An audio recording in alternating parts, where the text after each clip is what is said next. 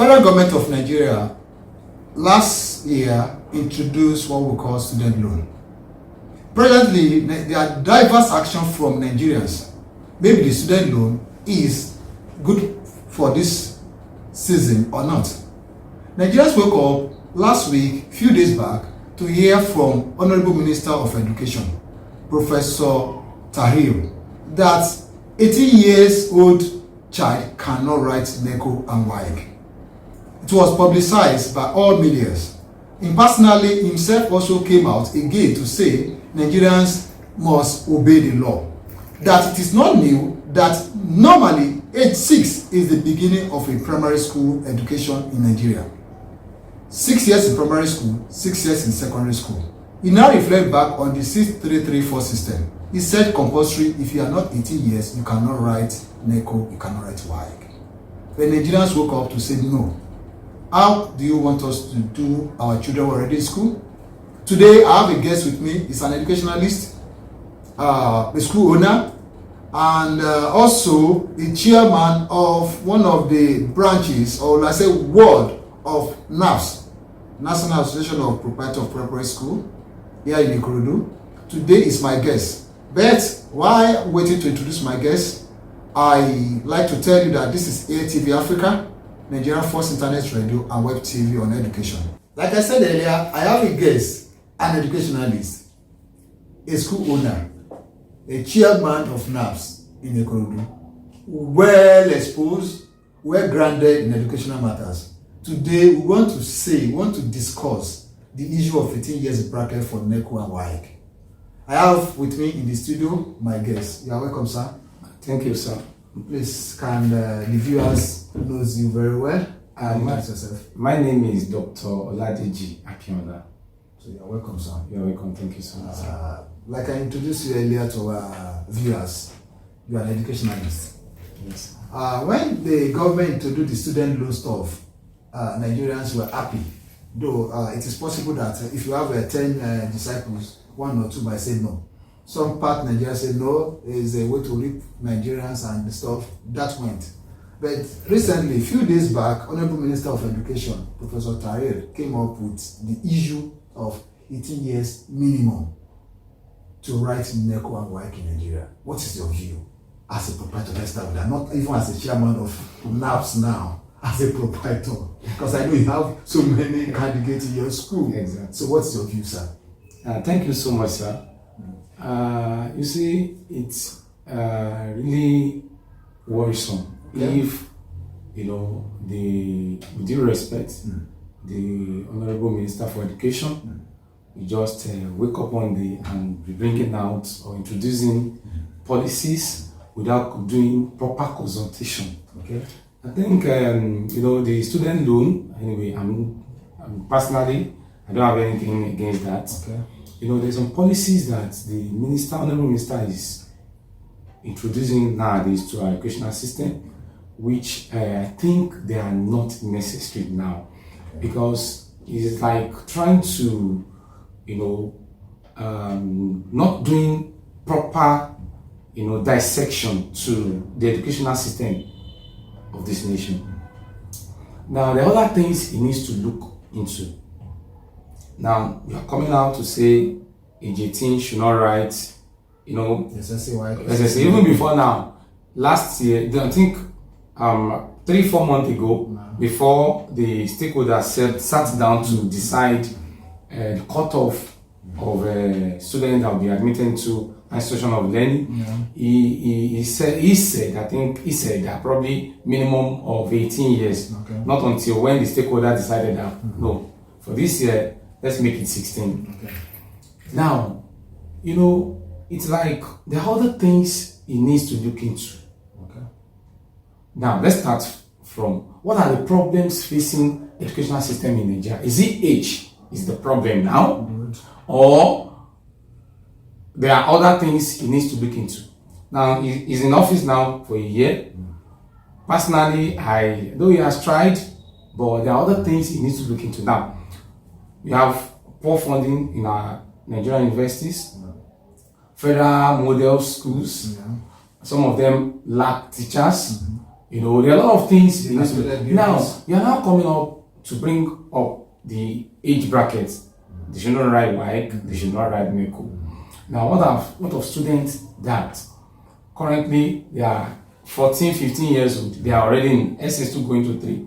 Are they going to sit down at home for 2 years? For 3 years. 3 years. What would they be doing? Now, has it done enough research to have his data that, okay, visit the universities, do questionnaires. What are the age brackets giving those universities problem academically, morally? Because I believe that age has nothing to do with moral. Okay. Yes, that's nothing to do with moral. Okay. No. It has nothing to do with your level of maturity. Okay. Age has nothing to do. We have some. It depends on IQ. You know, some people even they are 40 years. They are very more mature than people that old age exactly. People. So very stupid. It has nothing to do with maturity. So the honorable minister needs to sit down, invite necessary stakeholders. Let them be on table, on deck. Let them sit down, let them make decisions. Not that you just decide, wake up and say, okay, this is what I want us to do, this is what I want. No, it can't fly that way. It shouldn't be that way. Like myself, let me give myself an example. When I sat down, I calculated the year I graduated from, I finished from secondary school. Exactly 17 years old. Okay. Yes, exactly 17 years old. And if some viewers can also sit down and look back, you know, something finished around 16, 17, and this is not digital age. This is not digital. Now, so, you know, and in fact, I didn't sit at home for a year. I entered university that same year, and now I'm doing well as a young chap and a young man. I'm doing well. You understand? So what I'm trying to say is that the level of maturity has nothing to do with age, and two. Let them go. Let the honorable minister, I'm just trying to advise, let him go to the universities who are students doing very well. Look at the age brackets. Now, I have a student who graduated from my school 2 years ago. The girl, I think then she was 15 years old. Currently, she's studying nursing in a private university. Let me tell the name of the university. First class student. She's our best student now. And she's very matured. When I talk about mature, she wrote Ssce at 15. Yes, and she did absolutely. She had like 9 distinctions. And currently, as an undergraduate, I'm telling you, performing. First class student, nursing. So what am I trying to say in nutshell is that please, the honorable minister should kindly please review. Before now, our system is 334. If he wants to correct this. We need to go back to the background. We need to go back to the nursery. Now, set up a standard from the age that should be admitted into probably nursery, KG. Doctor, I'm coming. Okay, sir. I want to cut you there. Okay, sir. You see, when I read what he said and listened to him in the media, I think Professor Tahi is right. I think so, and I will tell you the reason. Okay, sir. Educational policy said if a child is not 6 years, cannot start primary 1. Okay. And now, 6 years primary 1, for example, 6 years in primary schools, primary 1 to primary, that is 6 years. 6 plus 6, that is 12. Are you getting me, doctor? Yes. That is 12. So, age of 12, you go to GS1. Junior secondary school is 3 years. Exactly. 3 plus 12, 15. Senior secondary school is 3 years. 3 plus 15, that's 18. That is what he arrived at. And that is the policy before now. And that's the meaning of the 6334 system. By that, Honorable Minister is not wrong. But I think the only problem we have is that, I will come to that later, is parents and school jumping classes. That's we can have 14, 15 in SS3. If you follow this policy, follow the normal way of going to school, it is not possible for a 15 years to be in SS3. What do you say with that? Thank you so much, sir. I think one of the problem is we need to look at the date, the year that policy was implemented. Okay. You know, I think that policy was implemented during the, should I call it analog system? Analog age. Okay. So, you know, that was when, we need to review that. That's why even many Nigerians are claiming that the constitution of Nigeria must be reviewed, because most of the policies there cannot favor the digital age we have currently. The kind of children we are giving birth to currently, they are very smart. The IQ is very sharp. So that's why there's one of the reasons why I said they will need to revisit some things. They go back to the table, they invite necessary stakeholders, and so they will need to review that policy. That policy cannot work presently with this current digital age with the kind of children we are giving back to nowadays. Okay, doctor. Now, sir, before I want to answer the second question. Now, personally, I will never subscribe to parents jumping their children from one class to another. Even my school, even at stakeholders, my proprietors meeting, I always, emphasize on that. It's not good. Okay. That one is not good. But once a child can follow, even at my last PTF meeting, I was even telling the parent, if you jump your child, there is no how it will not speak on that child. So let the child went through normal educational system. So it has nothing to do with age. If the child can complete the educational system at probably 15, 16, that child should not be stopped. That is my stand. Thank you, Doctor. You're already president of a local award NAPS, and you are representing the interests of proprietors. That is National Association of Private School Proprietors. He is the chairman of Olugoyan chapter, and why he's talking like this, he has to defend. He has to defend the association, and he has to also defend. So he needs to balance. I agree with him. But me, as a media man, I just have to throw some questions with him. Don't ask me. I'm also a proprietor of a school. Don't say that. Now, I remember in the 80s, because I belong to the 80s school, and I didn't do this 3-4 system. I did Form 1 to Form 5. Before we got to Form 3 or Form 4, thereabouts, there is a communique to the school, and my Oshogbo then was under former Oyo State. Oshun has not been carved out. Oshun was 33 years old about a few days ago, so you can remember when I finished secondary school. So they sent this circular to schools, and our principals called us that if those of you that will be writing your Waec in 1988 and 1989 will be the last set of Waec. If you fail of Form 1 to Form 4, you are going to come back to start SS1. SS1 to SS3. So if you are 17 at 1989, if you fail, no Waec for Form 1 to Form 5 again. It's going to be 634 system that they are running now. So all of us sat down, and it was like a push. If I remember in my class then, we used to write it in the board. 300 days to Waec. I happened to be one of the class captain of my class. So 300 will remove one. 299 days, 200 days, till the Waec came up. So now, what happened then was that the government then told schools, prepare, you are going to be the last set, second last set of Form 1 to Form 5 before GSS 3 system will come up. So in 1989, I wrote Waec, I wrote GC, there was no Neco then, just for me to be safer. Because the fear that if I fail Waec and I fail GC that same year, I will come and start 1634 system, spend another 3 years. So Martin Baba, I will have been an old man in school there. So we all sat down and we prepared. Though some of us still have deficiencies in subject that we wrote in GC.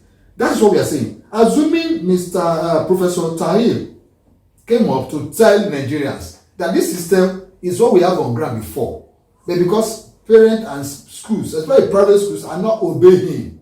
So I'm going to give you 2 years gap or 2 years duration to adjust your system. Doctor, with your experience, is that not better than this fire brigade situation that we have now? And compared to what the analysis I told you, we were informed, we were told. So eventually then, I was not prepared to join the state 3-4 system. I want to finish my Form 5 and graduate and left school. And even remember then, we will even come to that A-level schools. So what can you say about that then, now? And you have talked about information age. Does the information age also accepted that a 13, a 14 years old should be in university? Doctor? I'm with you, sir.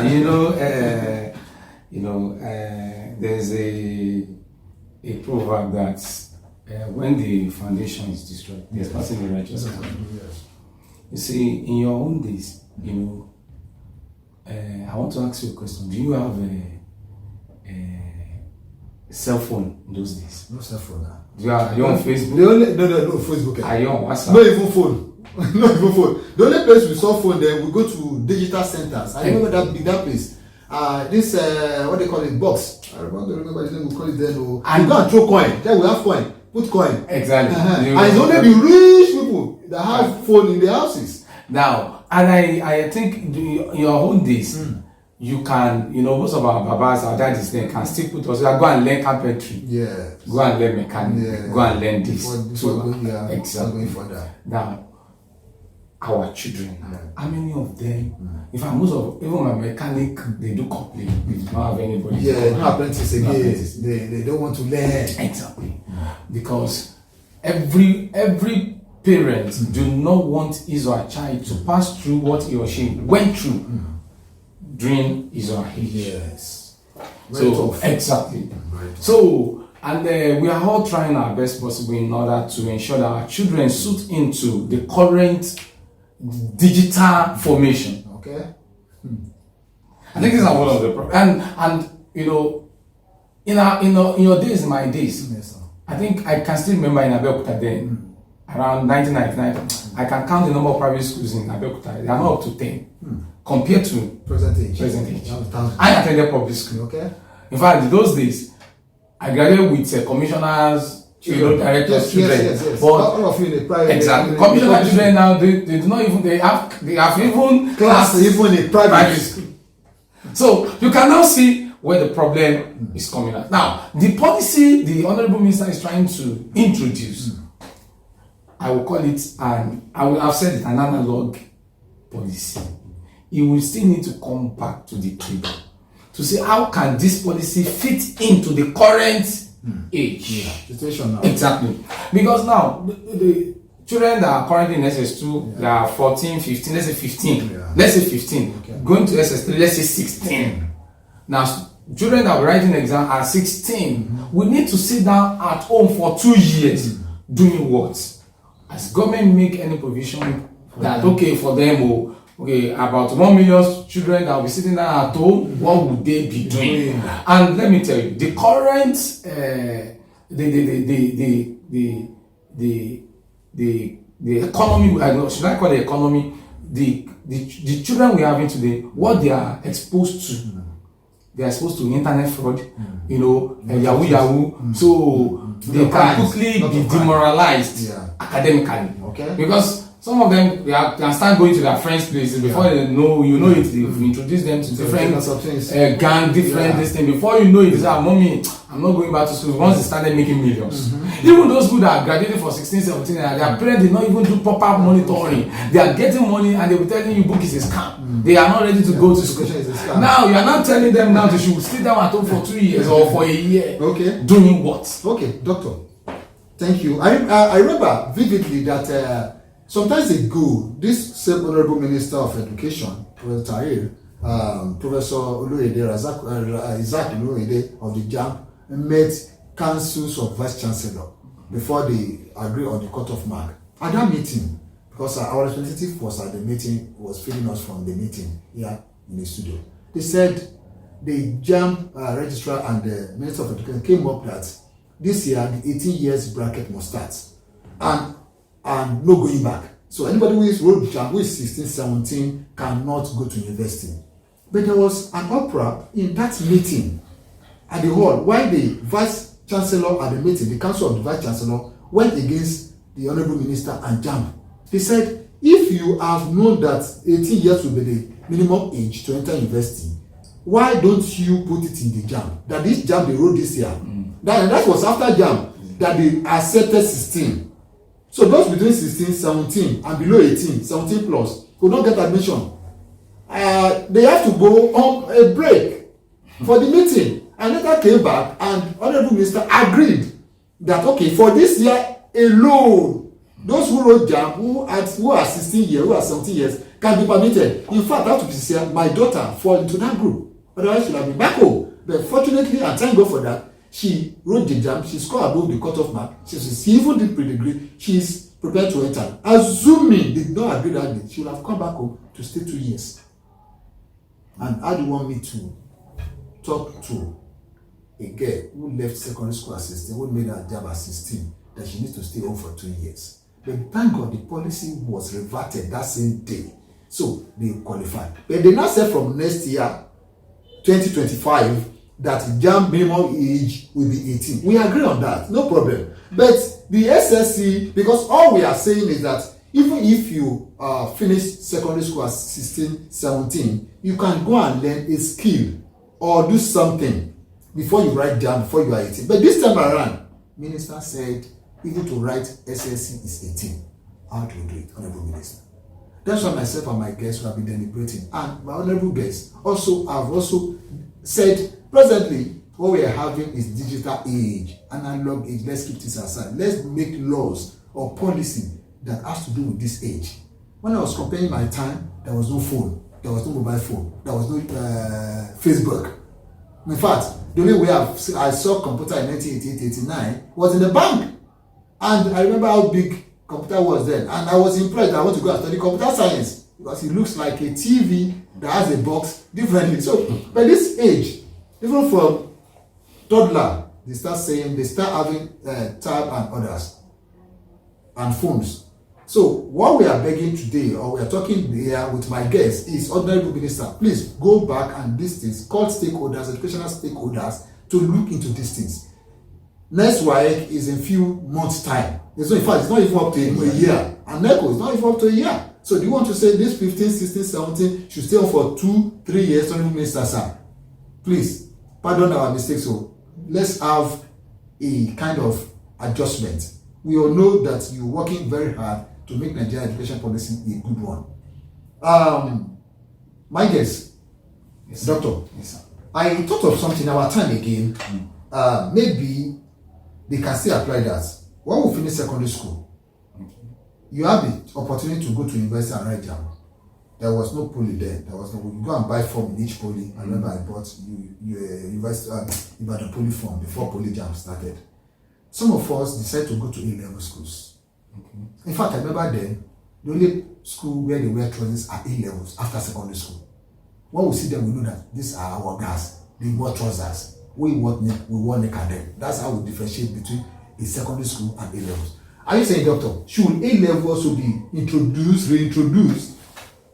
Because the issue now is that there is a JUPEP, there is IPEP, there is this, and it's not all schools are accepting this certificate. I want to commend the Honorable Registrar for JAMB. Okay. At least if I want to look into the amount he has been charging compared with the current economic situation, I think is the cheapest examination body so far. Exactly. Now A-levels, how many parents can afford to pay for A-levels? Yes, because we should not look at it from the angle of, okay, me, I'm working, my salary is 300,000, I can still afford the levels. Even we have diploma programs that that some parents can afford. Some parents, they cannot afford these A levels, even pre-degree. Let alone of saying you want to go for A levels. So, and people always wait for, as in anybody that did not gain admission in the year, they will wait, they will go to tutorial centers. Pay probably 5,000, 7,000 per month.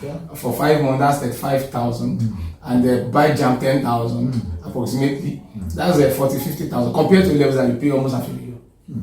So I made the parent for that. And now, rice is something else. Fuel is something else. So I don't think it will work. That's why I said the Honorable Minister, we need to sit down. The other things he needs to look into. Not this age bracket. Should not demoralize those children. They are too young. They are our future of tomorrow. He needs to sit down. They should not introduce anything that will demoralize them, or they'll be looking at what is education as scam. They are everything as scam. Some of that even saying that education is a scam. So we need to school. Yes, we need to preach against that. That should be what you should be talking about now. How we encourage, most especially people children that are out of school, how they come back to classrooms. That should be the main focus of Doctor, we will not say the Honorable Minister is everything. That's all. What is your view concerning the student loan stuff? Because people were surprised. They say it's not possible, it can't make it, it's not possible. But it's possible. We've heard even those who pay fees, who applied, money will refund back to them, and they were given a stipend of 20,000 per month for feeding, and the loan is interest free. What do you say about that? Is it welcomed by school proprietors, or I think school loan should be a personal student loan. Yeah. Student loan should be a personal decision. Yes. For the student who wants to obtain it, because I don't want to say much about it. Just to encourage, those people that cannot afford to pay their school fees. So if you know you cannot pay back, it's better you should not go for it. If you know you can pay, you can go for it. It's a welcome development. It's a welcome development. But there are another thing I think we still need to look into is this. The license, licensing. They call it. They withdrew from what is school of. Universities in Benin and Togo. Okay. So I think that policy too, the Honorable Minister will need to check that too. About 21,000 graduates from those schools where they said even those who work in the public and private sector should be recognized and sacked.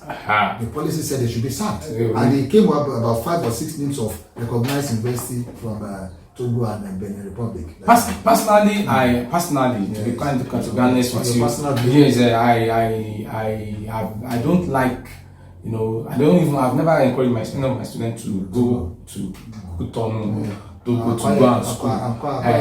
Exactly, but I will not say because I've not been encouraging students to go. But what of those thousands of students? 21,000. So they have graduated, not even those that are there. Some their service is hanging currently now. Some are even crying. Parents are crying. Have spent over millions. So I think if that will be stopped, they should pardon those. Yes, or students are already in section. They should just allow them to graduate. Even pardon the ones the 21,000. So they should just stop them from admitting. Okay. Do you understand now? Okay. I think that should be the new policy. They should pardon them. Exactly. They should just let it like an amnesty. Exactly.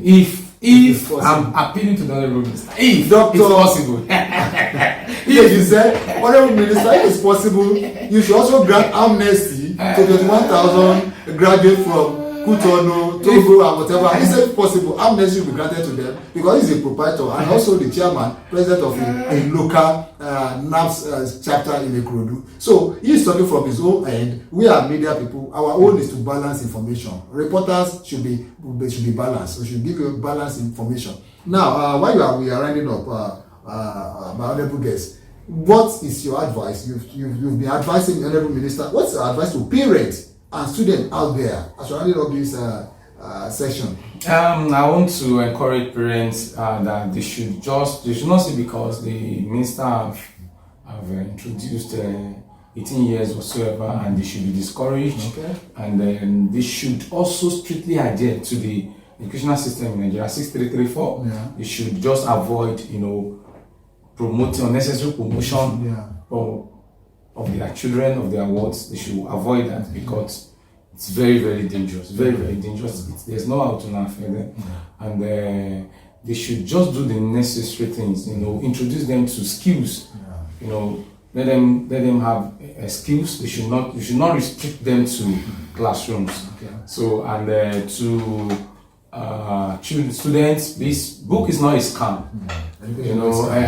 So education is not a scam. So please make sure you go to school, you acquire necessary information, you acquire necessary degrees, and I'm wishing you best of luck. My guest today, Dr.